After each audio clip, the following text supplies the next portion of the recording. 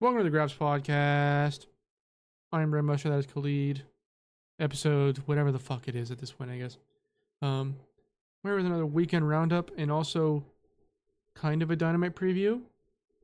There's a lot of stuff on the Dynamite that looks fucking unbelievable. We will get there. Khalid, how did you enjoy the weekend of wrestling? It was cool. I did a different approach on the wrestling this weekend than I usually do. Um, usually you watch everything that's US and then you might stay up to watch the Japanese stuff. I decided to instead watch the regular US stuff, my time, go to sleep, wake up at a normal time, like 6, 7 a.m., like most of America does, and then catch up on things because the G1 starts so late now. So Yeah. it really like The G1 really helps shows are out. like genuinely very difficult to stay up for, especially Mhm, whenever yeah. they open with like pretty boring tags. So we'll see which ones I stay up for going forward. Obviously, like the finals and stuff, I'll stay up for. No shit, but Mhm. yeah. Speaking of the G1 though, here's a quick update on the G1. Okay. Also, wait. I feel like I should preface this episode with the fact that I have not seen a lot of stuff that happened this weekend. I have watched Sayori versus Poi. I was obviously at Death Before Dishonor, which we'll get into. I saw Collision, and I saw Shota versus Zack. That is it. I need to catch up on the CMLL stuff, the TJPW stuff, Surrealism if I can find a totally legal link to watch it, and the G1 stuff. So, sorry. Path of Exile came out with a new update, and it has taken my life, and also just IRL shit. So, yeah. The G1 stuff, A block is led by fucking Evil with 10 points, the most in all of the G1. Zach has 8. Gabe and Shota have 6. Shingo, Callum, and Naito and Sonata all have 4. Great Khan and Jake Lee have 2. And then for B block, Yuya and Takeshita have 6 points. Henare, Narita, Oleg, Cobb, Goto, and Finley have 4. And then ELP and Suji have 2. Hey guys, what the fuck's up with Suji? He fights Oleg on the 31st, which will be like tomorrow night going into the morning for us. Why does he only have 2 points? Is my question. Yeah, oh yeah. Why does he only have 2 points? Crazy. I don't know. Who has he fought so far? He's fought Takeshita. Takeshita and Goto. Yeah. Goto and is that it? There's got to be more. How many points does Goto have? 4? Goto has 4, yeah. That might be there's one more. There's definitely one more. Did he lose to Finley?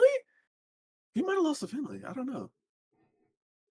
That's pretty unfortunate. So yeah, I mean, we were talking about it before we started recording. We don't know what the Mhm. fuck they're gonna do with their like the block finals and stuff because Mhm. when it was 4 blocks, it was you said it was the top 4, right? Top 2. It was the top 2. They would take like block like the second place for block A and then put them with the first place of block 1 or block B, and then they would just like have the second place go with the first place in like different blocks, and they Right. would do that for all of them until you get to the finals, which would usually be someone from A and B versus someone from C and D, and then yeah, those are the finals. I mean, I assume Um, this year it'll just be like I don't know. It would make sense for it to just be the like so like right now if they were to do it, Evil and Zach would wrestle, and then Yuya and Takeshita would wrestle, and then the winners of those 2 matches would be the finals of the G1.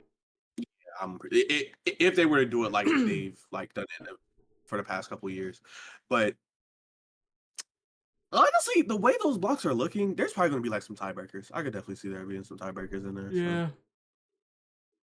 Um, I don't think we've recorded since Yuya and Takeshita happened, but holy fucking shit. That match was like fucking unbelievable. it Yuya, was. I don't know what happened. It's at the point now where I'm like, he should just win the tournament. Fucking Oh. fuck it, dude. Like, he is so fucking good. Again, I don't know what happened. The G1 marked the fucking removal of any and all TNA fucking stink that was on that guy, and he has just like Tana, man, he gave him the sit down, bro. He had to give him the sit down. Yeah, I would think he gave him the sit down. He took this opportunity in the G1 and he's just fucking running with it. He is absolutely just on a different fucking level. So yeah, that's the G1 update. I thought Shota and Zach was good. I think Shota's he's got to figure something out. It's a little unfortunate for me, just personally. I'm not a huge fan, but I don't think he's terrible. Just not 100% for me. But the match was good. I think the last couple minutes were fucking sweet. Zach had that fucking sweet ass release German suplex. Yeah. That was beast. That got me out of my seat. Yeah. So yeah, I mean, did you have like any specific standout matches from the G1 that I haven't seen yet, or that were over the weekend? Oh, the Shingo Gate match. Yeah. I watched the Naito and Sonata match as well, just because it was the last match on the card. So I was like, fuck it, let's get out the way. And that's like Naito's like best performance like so far. Really? So, yeah. I'll give it a watch. We'll see what happens. If I'm like 10 minutes in that match and it's like a little depressing to sit through, I'm just, all right, well, I'll better luck next time, I guess. Oh yeah, I did watch Goto and Oleg, which wasn't like fantastic, but it was fun. It was, of course, it was for me, you know. I had CMLL on here, but neither of us have seen the Death Triangle tag, so we would be talking about it in bad faith. I did see the clip of when Penta got tagged in while Mystico was in the ring, and it was like a fat pop, humongous pop in there. They're gonna run the singles soon. They're gonna run that soon, I think. I'm gonna watch it just for like at this point it's like that's history, you know? Yeah. I should probably watch it. But I did hear that it was like a little bit of a brother type of thing where they were like neither one of them wanted to lose, which is like that's awesome. That fucking rules. Neither of them wanted to lose, so they were just like, let's just go DQ, man. Fuck it. So yeah, I mean, I guess as far as the rest of the weekend goes, Death Before Dishonor was on Friday. As I said, I was there. It was a very fun show. I mean, like top to bottom. I felt bad because I've went back and watched it now, but live, I was fucking starving. So I was like, I saw Layla Hirsch, her music hit, and I was like, well, I'm gonna go get a hot dog. And then I came back. I saw a majority of the match. I was there from the point that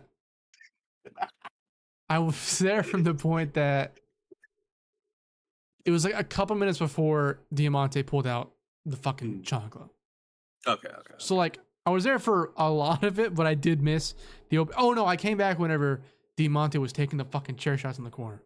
That's when I came back.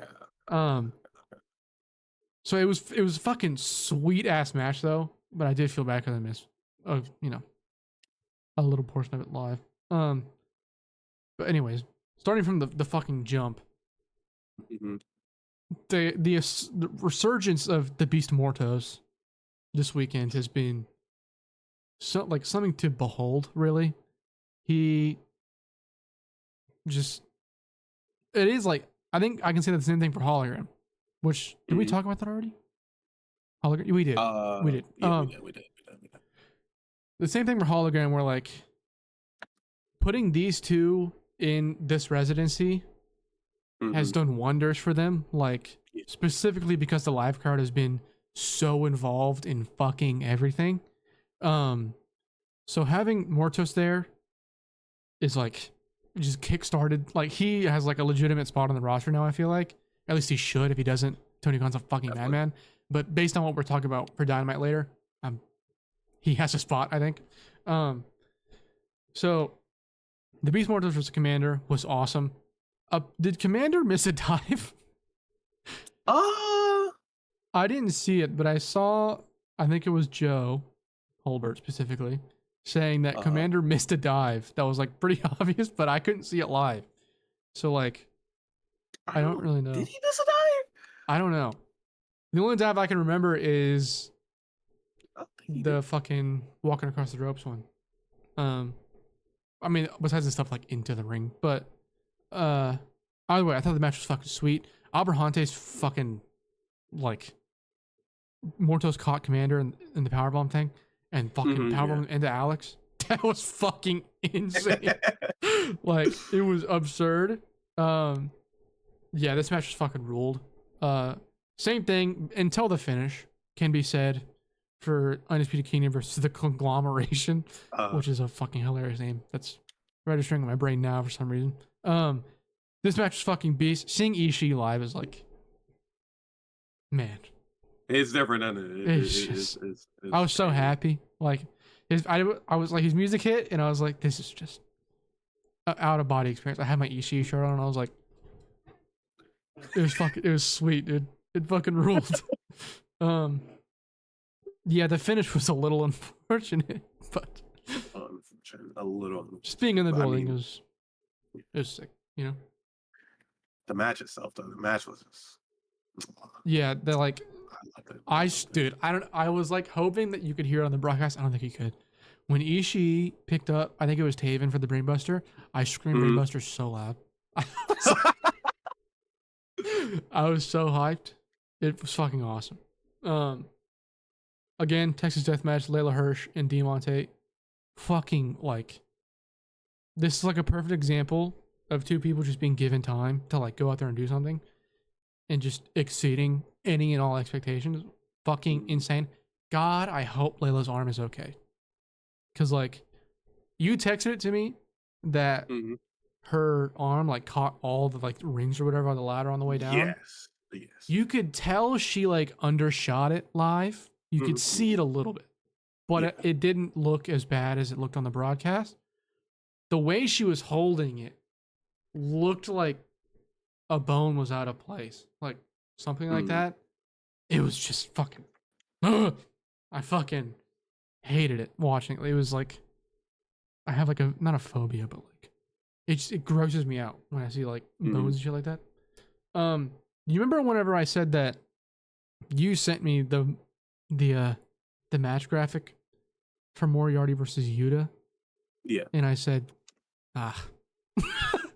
yeah, you did. Yuta fucking sucks live, is what I said, essentially. That's what you said. This match fucking rocked. Like, I do think it was like elevated because of the crowd for me. Obviously, no shit. That's kind of like I'm there live. It's gonna be better. Yeah. But like, actually, fucking awesome match, and Lee winning was like awesome to see. It's like fucking final for me, more than almost any other match on here. I think. Can we say it? Yeah, more than any other match on here. This puts like a little bit of faith into the history of Ring of Honor for me.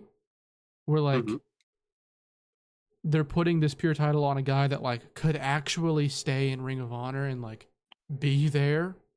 Again, Yuta not being there for like the past couple months, it's not his fault. He had a concussion or something. But even when he did have it and he was active, he wasn't there as much as I think Lee Moriarty could be there.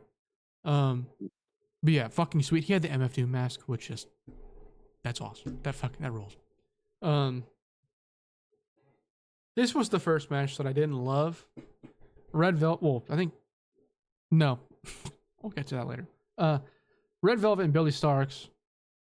It was fine. Yeah, I like Red winning. Me too. Personally. A lot. Yeah. I really fuck with Red winning because not only she like damn near like year one AEW, but pretty close. Yeah.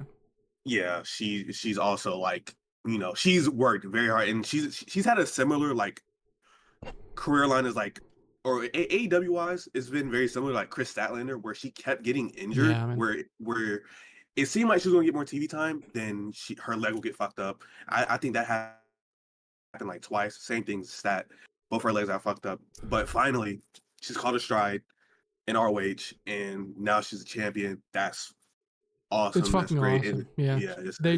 They tried to remake the injury spot, and I was like, this is like if I would have liked it if Red Velvet would be like, who gives a fuck? That's what I was gonna. Yeah, exactly. I was there live. I was hoping for it. The only time that I like actually interacted with somebody else, besides, anyways, the only time that I like really truly interacted with somebody else was when Billy got back into the ring and she was like holding her neck, and I was like, Red, she's fucking faking it. Just go. Like I was like full like fucking immersed in this fucking universe, and the guy next to me goes, I know, right? And it was making me mad. Like, you know this is fake. Come on. And I forgot who the ref was. But it was it Stefan? Or was it? It was Stefan. It was Stefan. I think so. It was one of the bald guys. Yeah. But yeah, like a lot of people around me were like, "Come on, ref, come on!" Like it was like people were mad. But yeah, Red winning does make me very happy, especially like because during the press conference they made it like pretty obvious where they're going. Finally, fucking Jesus. Yeah. So that's cool, dude. The fucking Dustin Rhodes and Von Erichs versus the Dark Order, the crowd hurt my ears. They were getting loud as shit in there. Jesus Christ. It like actually, like my ears were ringing because people around me were fucking screaming so much. This felt like I was in the fucking sportatorium, bro. It was fucking unbelievable. And like the two matches, like the two, oh my God, let me try and figure out how to say this. The two matches with the best crowd reactions of the weekend being for the ROH World 6-man titles is fucking hilarious. Yeah, that's freaking fucking crazy. Like insane. Unbelievably funny. These belts don't fucking mean anything yet, at least. The Von Erichs and Dustin Rhodes could do something for me, you know? Yeah. But yeah, this match was fucking awesome. Just, I watched Marshall and Ross in December of last year at the ROH tapings, and they were fine. Like, they weren't good, really. Now they're, like, pretty fucking good. Like, capable in the ring. They were stumbling a lot over themselves in December. They're, like, not doing that anymore. There's so much more fluid in the ring. And, I mean, the fucking pop for Dustin Rhodes finally coming up. Just yeah, that was one thing I really, really liked about that match is the way that, like, the Dark Order, they literally just were taking turns, just throwing Dustin into the stairs. Loud, bro. The step shot, like the steps fucking spots were so loud, like ringing throughout the fucking stadium, arena, whatever the fuck. So yeah, this match fucking ruled. I didn't think I would ever like a Dark Order match ever again.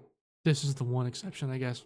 And it doesn't have almost any. Well, that's not true.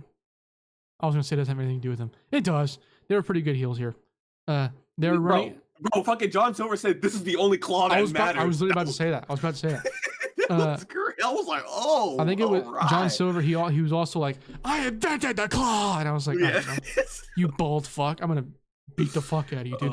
Don't ever disrespect Von Erichs again.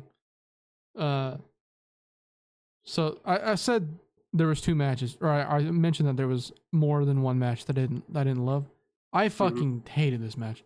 The ROH World Television Title Survival of the Fittest 24 Final 6-way elimination match. That's the actual name for this match on Cage Match. Yeah. That is wild. Atlantis won, but Johnny TV getting like, it says it here. Johnny TV getting 18 minutes of a 19-minute match is fucking insane. Leo Rush was in this match. He got eliminated first. Or no, second. Sorry. Shane Taylor got eliminated first. But even that, Shane Taylor getting eliminated 10 minutes in. Johnny should have been the first one gone. That's and it should have been a complete squash. Yeah, like, man. What the fuck? I don't understand why he got fucking like so much time. It wasn't even good. Like, it wasn't. I felt dude. It wasn't making me mad because okay. This is gonna sound crazy at first. Let me explain. The crowd was chanting Mexico, and I was like, shut the fuck up. Chant Atlantis. Chant his name, bro. Fuck me. I was so mad. I tried to start an Atlantis chant. It fucking failed. It flopped so hard. And I was like, Oh. bro, this uncultured ass crowd. I was sitting next to a guy with an Alley Cat shirt. Nothing could have pissed me off more than being in that moment where the crowd just didn't respond. Texted me that I was. Oh my god. The crowd just didn't respond to my chant, and I was sitting next to uncultured swine. Just really peed me off. You know what I mean? But Atlantis won, so that's beast. I have now seen Atlantis Senior and Junior live. Hey, the family tree. Yeah. Clean it up. Dude, Athena and Queen Eminata Lord have rocked. mercy. Seeing Eminata live was like, felt like I was watching fucking Masawa. She is Fucking aura out the wazoo. She is fucking unbelievable. She hit a Tiger Driver 91. I was gonna say it's so funny that you said Masawa because like, bro, she hit a fucking Tiger Driver 91. Dude, it was so funny because the guy behind me, she's like hooked her arms, Athena's arms, and a guy behind me went Tiger Driver, and in my head I was like, shut the fuck up. And then she just did it. It was fucking wild. And then obviously like the tombstone spot on the fucking on the stairs. Steps, yeah, that was crazy. Ridiculous. I mean, Eminata was just chopping the fuck out of her. She had the snap suplexes, and I was like, I fucking started barking. She did the swing. The swinging one too. Yeah, fucking up. It was very funny. She went like she hooked her arm for the snap suplex, and I went snap suplex. And I was the only person that fucking popped for it. I was again best snap suplexes in pro wrestling. True Aminata watchers here. True. We are a this is a Aminata space right here. It was very funny. She lost. I tweeted two things. One, I'm about to jump the guardrail, and then two, I tweeted, Queen Eminata is the greatest wrestler of all time. And in the moment, I fully meant it. I was like, she's this too is good, man. This is like the best wrestler alive is Queen Eminata. She is fucking unbelievable. And listen, crazy, dude, man. I was talking to somebody on Twitter, and they asked me my top 5 women's wrestlers in the world. I was very close to putting Eminata at 5, but I mean, I figured, what is the word? I calmed myself down. Essentially, is what I'm talking about. Yeah, just fucking awesome match though. I'm torn on Athena winning. One, like it probably was the right thing because Billy's probably gonna win at Final Battle. Yeah. Or maybe if like a TV deal gets announced, the first show, Athena will lose to Billy. We'll see. I don't know. But I just hope this means that Eminata gets put back on TV because Lord, if we get Mercedes versus Aminata before Lord. That woman needs to be on television every week. She should beat Mercedes IMO. Just unbelievable wrestler. They could put her on Rampage. They could put her on Rampage every week, and they would have a guaranteed view from for as long as that matches up. And Matt, of course. But she's been wrestling since 2017. Exactly. She's already better than literally 90% of wrestlers. 90% of wrestlers. Like she is up there for sure. ROH World Title match. Mark Briscoe defeated Roderick Strong in a emotionally moving match for me live. Just the last time I was in Arlington, I was watching the double dog collar match. So having Mark come out as the fucking world's champion, just great moment. Like made me very, very happy. And then obviously Roddy, it was fucking hilarious. Before Roddy's entrance, I audibly went, "Please use End of Heartache." I was literally thinking about you as the camera was panning. Briscoe was in the ring. The music doesn't stop. The camera's panning and it's going right behind your head. I'm like, I know. I know he is. And then all you hear is, yeah. Bro, I audibly said that, and then There was a guy like 2 seats down from me in the row in front of me that Uh-huh. was like also clearly into like heavy music, and he had a fucking fucking Akira Hokuto shirt on, and I was like, I like your fucking shirt, and he was like, I like yours, and I was like, we're fucking friends now, dude. But I went, please use End of Heartache, and then the fucking Undisputed Kingdom music hit, and he went, fuck off, and I was like, that's fucking, he knows ball, and then the whole He time, knows dude, looking ball. when Roddy, first of all, again, the match was fucking great, very emotional. Mhm. Mark bled like a motherfucker. Yes. They were on the guardrail like right in front of me when Oh, yeah, Roddy was yeah, fucking yeah. chopping Mark. It was so loud, so fucking loud, dude. But when Roddy hit the sit kick, that guy that went fuck off, he was like, "That's game, that's game." He was like, that's yo. he was fully fucking invested in Roddy winning. It was awesome. That's real as fuck. Yeah, that guy was cool as fuck. So yeah, I mean, overall, just fucking awesome show.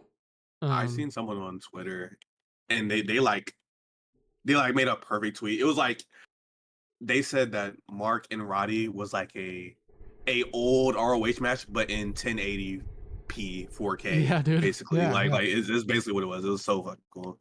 And Yeah, that- very, very, very physical. Like, yeah, fucking awesome. excellent. I forgot to mention in an earlier match, Moriarty and Yuta. Moriarty dumped Yuta over the fucking top rope onto the apron. Mhm. Bro, looked brutal live. Oof. Like, looked fucking insane. Oof. Anyways, yeah, very, very, very, very, very good show. Give me a second. Actually, no, yeah, I think the best top to bottom wrestling show I've been to ever. I'm pretty sure. Mm. I've been to like all the ROH shows in Texas, and then I went to Collision and Dynamite, which both sucked. So, I mean, I did get to see Roddy and Hangman live. That was pretty sick. But then, like, a couple, like 30 minutes later, I had to watch Chris Jericho and Kenny Omega make a Billy Starks joke. So, win some, lose some, I guess. Later that night, I guess, was the Death Triangle 2 out of 3 Falls Trios match. Again, seemed good. We'll see, I guess.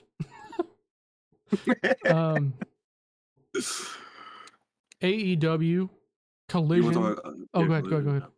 I was gonna say we're gonna talk about Collision. Yeah. Okay, man. Okay, give me a second. Yeah, go ahead. I think, off the top of my head, this is gonna sound insane. Not really, actually. I think this might have been the best Collision of all time. All time? Yeah. Hold on. Let me just look at it. On paper, it doesn't look like it, even remotely. But like, the crowd and just the atmosphere and the act, like, okay, FTR and the MXM collection was like way better than it had any right to be. Pac and Leo was awesome. Lance is like seemingly getting a full push now, which makes me very happy. The conglomeration versus the Premier Athletes, again, better than it had any right to be, genuinely. Hologram and Mortos was like fucking unbelievable. Again, Jesus Christ. I think the decision to debut Hologram here was like fucking like genuinely a genius decision. Whoever it is was. Like, the world is gonna see Hologram get these huge reactions now for the next, I guess now, these next 3 weeks, and or no, 4 weeks, and that's gonna translate to the more like other live shows. It's gonna be fucking sweet. And then the 3-way tag, the Blackpool Combat Club defeated Brian Cage and Lee Moriarty in Top Flight. Awesome fucking match. There was Orange and Johnny, which we don't have to talk about. I actually did not even watch it, so whatever. But just in terms of atmosphere, vibe, this show was better than like a vast majority of other Collision shows, to me. I could be wrong. Again, it's been around for like a little over a year. so it wouldn't even really Yeah. be saying that much about the show. But still, I thought it was like very, very, very good. I hope it felt like the tag team match was like maybe Tony heard a little bit of the conversation this week about the tag division, and him being like, "Listen, this is what we got. So like, shut the fuck up, maybe? I don't know. But doesn't change the fact that the tag division needs a lot of work. But this, Claudio and Wheeler winning, I hope that means that like, Please, perhaps something, please something. they're moving towards the tag division. They're going to be a more mainstay in the tag division. Same Nigel thing for like top flight. Go ahead, sorry.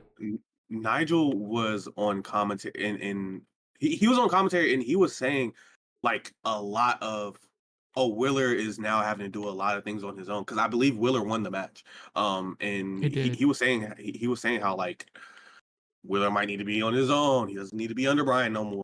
Yada yada. He was saying all these things. So I don't know. I feel like it could be like foreshadowing something. Eventually, but hopefully they get a tag run before that happens. Please, thank you. I don't know. I don't think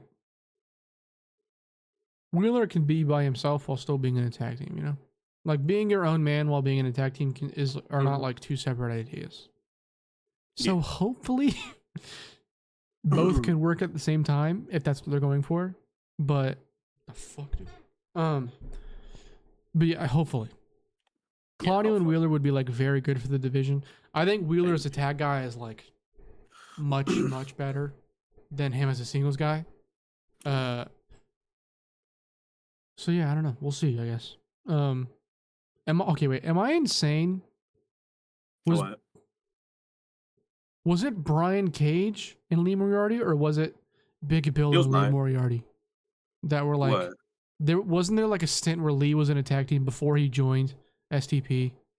When it was like a very short stint. Yeah, when MJF came back with the mask and he had Stokely and all the guys. No, it wasn't that. It wasn't that. Give me a second. Hold on. It was that. No, it was like earlier or like late last year. Give me a second. Hold on. Give me a second, dude. I'm gonna figure this out. It was definitely Bill and Moriarty for like a little bit. I remember him having a tag team that was like not okay. It was Bill, but it was like 2023. Yeah. That stuff was 2022. But that tag team, it stayed all the way from then. Really? All the way. Yeah. All that stuff stayed because it was Big Bill. Oh my God, you're Lee. right. What the fuck? It was Big Bill, Lee, Guns, and Ethan Page. And then no, I mean, you're right. Yeah, you're right. What the fuck? That's crazy. Like, I guess I just forgot that the firm even fucking existed. Mm-hmm. But I didn't think that it lasted that long. That's wild. It was going on for a pretty long time. Yeah, that's crazy. Pretty long time. Anyways, yeah, good show. I want to talk about fucking the MXM collection. Are like, I scoffed a little bit at them being signed. I need to shut the fuck up. Honestly, like, I don't blame you after seeing that fucking, what was it, Prestige? Well, yeah. Yeah, like that would leave a bad, especially for like the first time seeing them on the indies. I'm really the first time you watch them on the indies. Like, yeah, it was really bad. But like me personally, like I saw the stuff they were doing in DPW, and I was like, oh yeah, so they are good. It's just that the Prestige stuff was just unfortunate. But yeah, now that they are, AEW ROH, they definitely like. I've been seeing people talk about like how when they did have the gimmick in WWE, that like AEW fans were like shitting on the gimmick, and it's like, no, we weren't shitting on the gimmick. We were shitting on the fact that they don't get to wrestle. They were wrestling like 2-3 minute matches or not wrestling at all. I'm not gonna lie. Was just doing backstage stuff with Maxine and some other shit. Yeah, it's pretty stupid, pretty silly. I was shitting on the gimmick. Oh. That was me. I was that guy. However, I was wrong. Ruffled up some feathers. I was wrong. That's it. Nothing else to it, really. They're good. Like, they got a lot of time here. Well, not really. It was like 12 minutes, but a lot of that 12 minutes was them. So, like, Yeah. it wasn't like FTR carried or anything. It was like a genuinely very good match between two tag teams. I think what sets them apart, well, no shit. What sets them apart is their gimmick, but it's like a singular, like, unique gimmick that doesn't hinder their in-ring performance at all. Like, exactly, they'll do like the posing and stuff, which is just funny. Like, it's actually funny for me, at least. That's subjective, of course, but it's funny, and like, if anything, it can add to their matches, and if used correctly, they could be like a real, like, genuine asset for the division. They could end up being like strong enough to be a transitional champion type team. And this, I could very easily see them being over in the same way that the Acclaimed were over. But they're better in the ring, though. They're better like way better. Yeah. I would say that Bowens is probably better than both of these guys, but them as a team is like, much better than the Acclaimed, because Max is that bad, and also Billy. But yeah, I like, these guys could be like actually assets to the TV, but also if they want to keep them in ROH and have an ROH show, like a show by itself, that's fine. That's awesome. That's like ROH being a show that has a good tag division. I'm all there for that. So yeah, good show, or good episode of Collision. Pac and Leo Rush was very fun. I wish I got a little more time. What the fuck do we think Pac is doing at All In? I don't know. I mean, like, starting to think that it is just going to be him versus Ricochet. It sounds like it could be cool. Fuck it. Yeah. Plus, like, okay, has Pac, I'm like genuinely asking, has Pac talked anything about like a title when talking about getting his Wembley moment? When he won the 4-way, he specifically called out Will Ospreay. Did he really? I believe he did when he won that 4-way. If I'm remembering right, I could be wrong. You might be right. I don't know. Wait. What? I'm confused as fuck. What?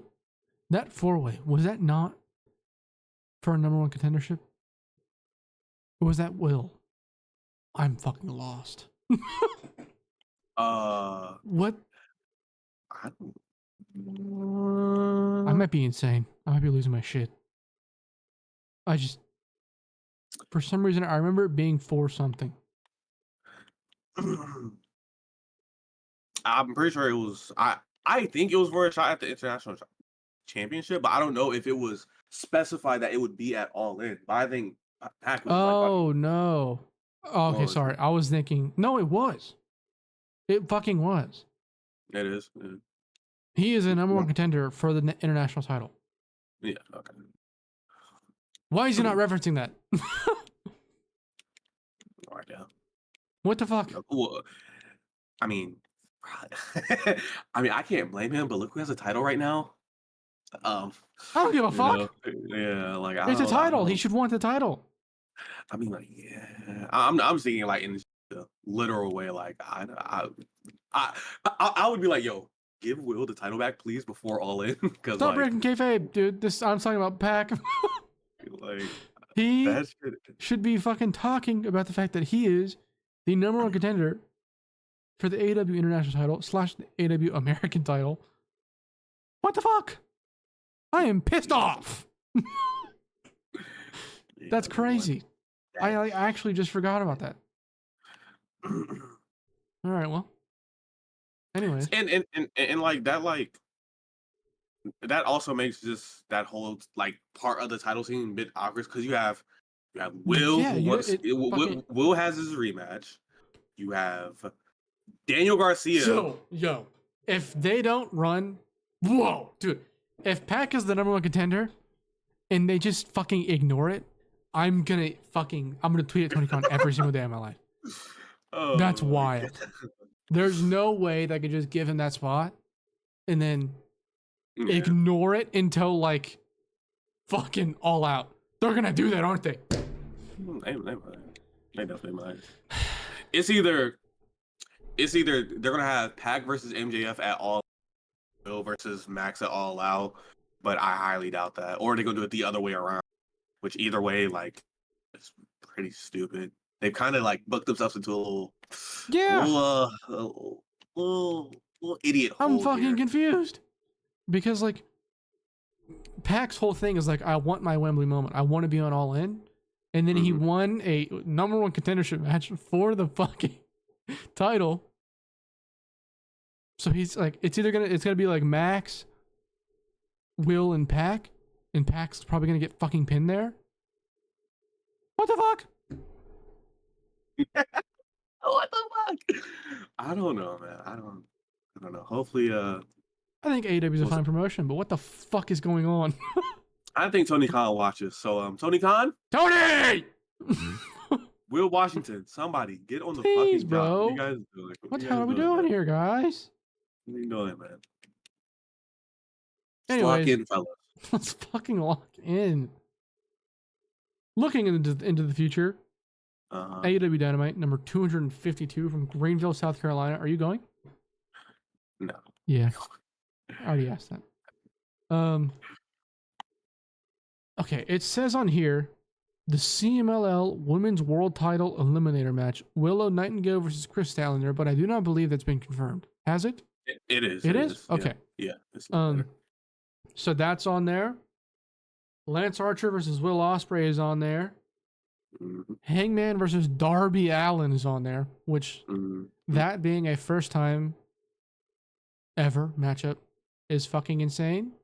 And then you have Mortos, Roddy, and Rouge, holy shit, versus Mark, Orange, and Ishii. and Ishii, yes. Yeah.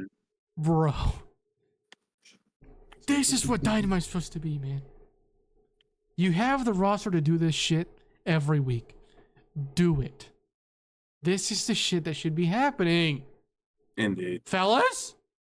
Come on. Oh. I'm sure eventually we'll get like segments added. Has there been anything confirmed for segments? That you can think of? Oh, the Brian segment. The Brian segment. Brian's gonna be there live with a live microphone.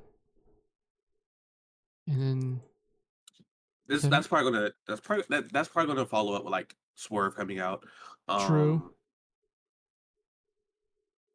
Actually, it's either gonna be two things. It's either gonna be Swerve comes out, or he's gonna talk about BCC a little bit. But I'm pretty sure it's gonna be Swerve. Yeah. It's probably gonna be Swerve. I seen someone was like, someone posted the GIF from the Wolf of Wall Street where Leonardo DiCaprio was like, "I'm not fucking leaving," and then it was like he was like hitting his fucking head. Oh, yo, if Brian cuts a promo where he makes himself bleed by hitting himself in the head, I'd actually devote my life. We're all friends here, right, guys? Ric Flair is a piece of shit, you know? But that promo is fucking awesome. That shit rocks. This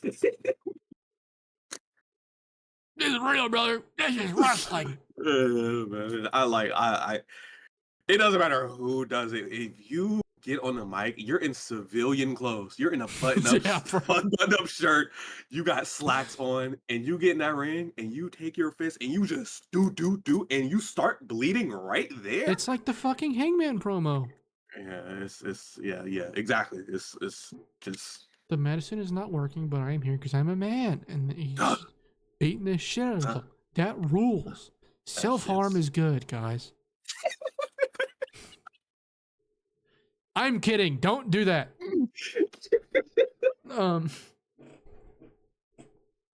Yeah, no, that would be fucking awesome. I've made a pact with myself Mm-hmm. Going into All In, I'm gonna try my very best to not be negative about this Bryan Danielson Swerve Strickland match Mm-hmm. because of how badly I would rather have Hangman there. However, well, I don't know why I said however. There's not really a however here. I'm gonna try my Let's go best, with. okay? Because I want to enjoy this. This is like a big moment for Bryan in his career.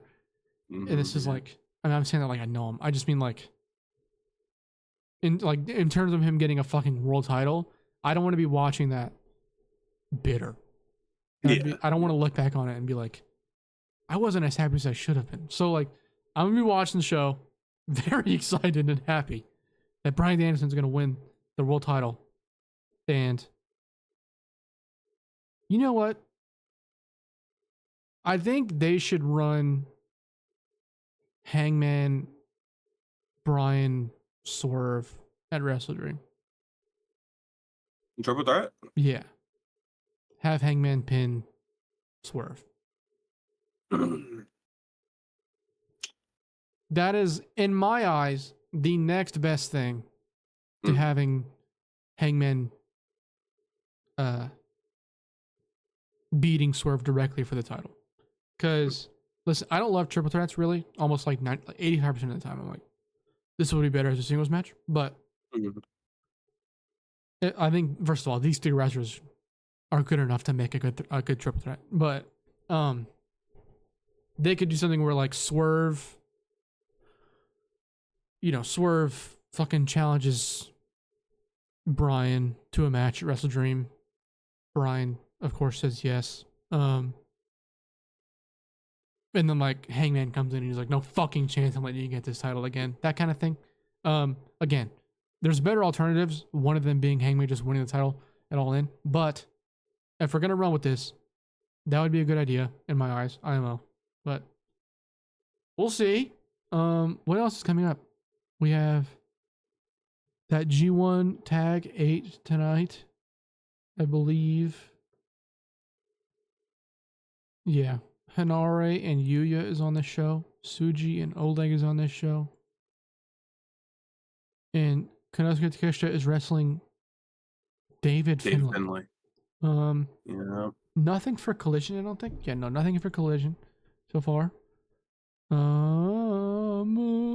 I assume we get FTR versus like someone, or MXM versus someone, probably another Mortos match, obviously hologram match,